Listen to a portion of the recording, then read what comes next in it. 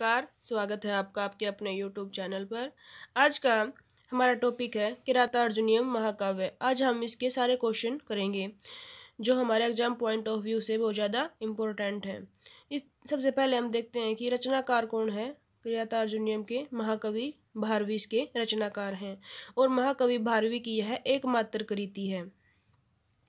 अगला हमारा क्वेश्चन है कि ग्रंथ क्या है, क्या कहा जाता है इसे। ये महाकाव्य इसे कहा जाता है। ये महाकाव्य की श्रेणी में आता है और इसे बृहत्तरी में शामिल किया गया है।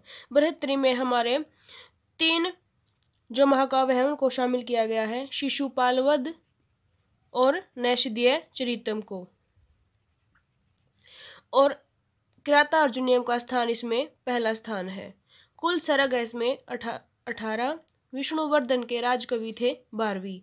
भारवी के बारे में 2-4 क्वेश्चन मैंने लिखे हैं इसमें। भारवी के पिता का नाम था नारायण स्वामी, माता का नाम था सुशीला। जन्म स्थान अचलपुर ग्राम था जो नासिक के पास है। मूल नाम था इनका दामोदर। मूल नाम या इसको हम वास्तविक नाम भी बोल सकते हैं कि इनका वास्तविक नाम क्या था, दामोदर। इनकी पत्नी का क्या नाम था, रसिका। पितामह किसके पितामह थे, दंडी के, यानी कि दंडी के दादाजी थे भारवी। भारवी का पोता था दंडी। गोत्र था इनका कुशिक। समय 6वीं शताब्दी का उत्तरार्ध या फिर 7वीं शताब्दी भी कह सकते हैं हम इसको, 7वीं शताब्दी। कई जो बुक हैं उसमें 6वीं शताब्दी का उत्तरार्ध लिखा हुआ है और कहीं बुकों में 7वीं शताब्दी भी इसका समय मिलता है। किरातार्जुनीयम का उपजीव्य ग्रंथ है वो महाभारत का वन पर्व है। मुख्य रस है इसमें वीर रस। स्तुति की गई है इसमें शिव की। इसमें 18 के जो 18 सर्ग हैं इसमें शिव की स्तुति की गई है। कुल श्लोक हैं इसमें 1040। अगला हमारा जो क्वेश्चन बनता है वो है भारवी प्रभावित थे कालिदास से। भारवी किस कवि से प्रभावित थे, हमारा क्वेश्चन आ सकता है, तो वो कालिदास से प्रभावित थे। उत्फुल सथल लक्ष्मीम, ये पूरा नहीं लिखा मैंने, थोड़ा सा श्लोक लिखा है। इस श्लोक के कारण भारवी को उपाधि मिली थी आतपात्र भारवी की। किसकी चीज की उपाधि मिली थी भारवी को, आतपात्र भारवी की उपाधि से वो गर्वित थे और उन्हें वह उपाधि इस श्लोक के कारण मिली थी। किरात वेशधारी थे शिव। जो किरातार्जुनीयम महाकाव्य है इसमें किरात का वेश धारण किसने किया था, शिव ने किया था, जो इस महाकाव्य का प्रतिनायक था। नायक कौन है इसमें, अर्जुन है और नायिका इसमें द्रौपदी है। नायक की प्रकृति कैसी है, धीरोदात्त है। मुख्य कथानक किसमें कौन है, अर्जुन द्वारा किरात वेशधारी शिव से पाशुपतास्त्र की प्राप्ति। मुख्य कथानक क्या है, किस चीज के गिर्द ये कहानी घूमती है, अर्जुन द्वारा किरात वेशधारी जो शिव था उससे पाशुपतास्त्र की प्राप्ति। परम प्रयोजन क्या था इसका, किरातार्जुनीयम का पाशुपत अस्त्र का लाभ इसका परम प्रयोजन था। उत्तर कुरु प्रदेश के विजेता वासम ओपन वसु प्रदाता वीर धनंजय किसे कहा गया है, अर्जुन को कहा गया है। अर्जुन को उत्तर कुरु प्रदेश के विजेता भी कहा गया है, वोपम भी कहा गया है, प्रभुत वसु प्रदाता और वीर धनंजय कहा गया है। रीति कौन सी है इसके अंदर, रीति है इसके अंदर पांचाली रीति का प्रयोग किया गया है। गुण है इसके अंदर प्रसाद गुण और ओज गुण। सबसे अधिक प्रयुक्त अलंकार है इसमें अर्था अलंकार। आगे देखिए हमारे क्वेश्चन।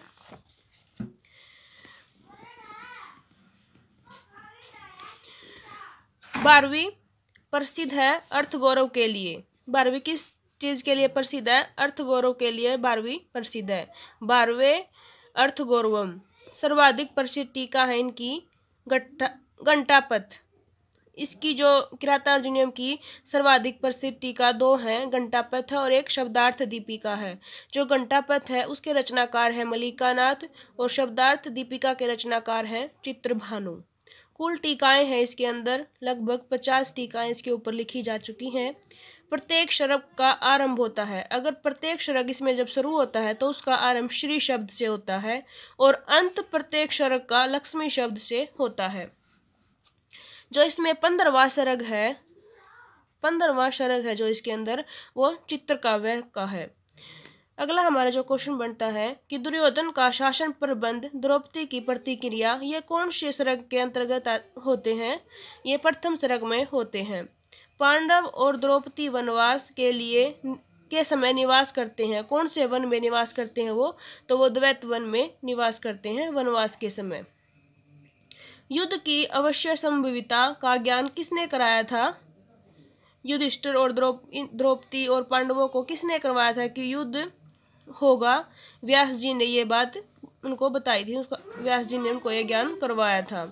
शिव की तपस्या की प्रेरणा कहाँ से मिली थी अर्जुन को? व्यास द्वारा शिव की तपस्या की प्रेरणा अर्जुन को मिली थी। अर्जुन शिव की तपस्या करता है कहाँ पर? इंद्रकील पर्वत पर वो शिव की तपस्या करता है। अर्जुन इंद्रकील पर्वत पर पहुंचता है। कैसे पहुंचता है? किसने उसको रास्ता दिखाया? तो एक यक्ष ने उसका मार्गदर्शन किया था।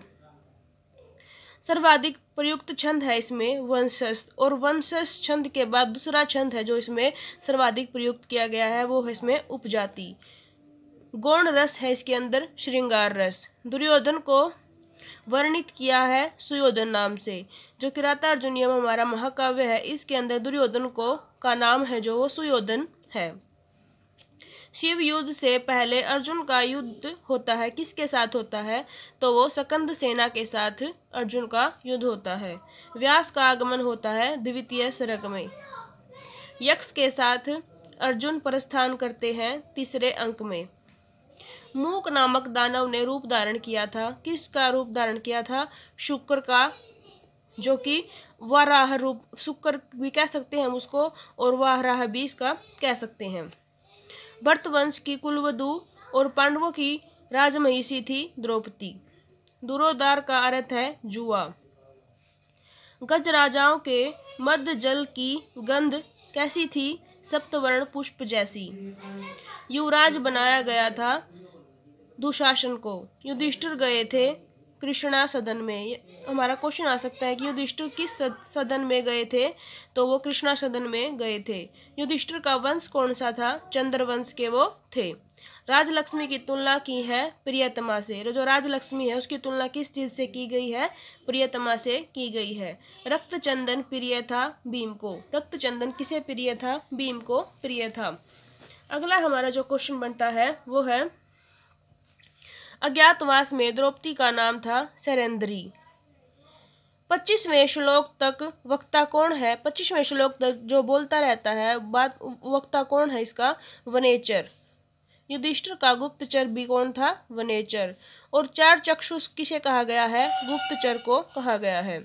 युधिष्ठिर ने दूत बनाकर हस्तिनापुर भेजा था, वनेचर को भेजा था। उन्होंने सुयोधन से बात करने के लिए कि युद्ध न हो किसी प्रकार से, शांतिपूर्ण प्रस्ताव लेकर हस्तिनापुर किसे भेजा था? वनेचर को भेजा था। वनेचर ने भेष धारण किया था ब्रह्मचारी का। कुरु देश का राजा था दुर्योधन। मंगलाचरण है जो इसका, वो वस्तु निर्देशात्मक है, और इसका मंगलाचरण है श्रिय कुरुणाम अधिक्य पालिनी प्रजासुम वरीति यम युक्तम वेदितुम। काम, क्रोध, लोभ, मोह, मद, मात्सर्य, ये 6 हैं शत्रु। इन्हें किरातार्जुनीय में शत्रु माना गया है। किन्हें किन्हें? काम, क्रोध, मोह, लोभ, मद, मात्सर्य को शत्रु माना गया है। 12वीं को कवि कहा जाता है लक्ष्मी पदांग। ये हमारा इंपॉर्टेंट क्वेश्चन बनता है कि 12वीं को कैसा कवि कहा जाता है? तो उन्हें लक्ष्मी पदांग कवि कहा जाता है। तो कैसी लगी आपको हमारी ये वीडियो? अगर आपको अच्छी लगी हो तो प्लीज़ इसे लाइक कीजिएगा और शेयर करना ना भूलिएगा। Thank you for watching this video.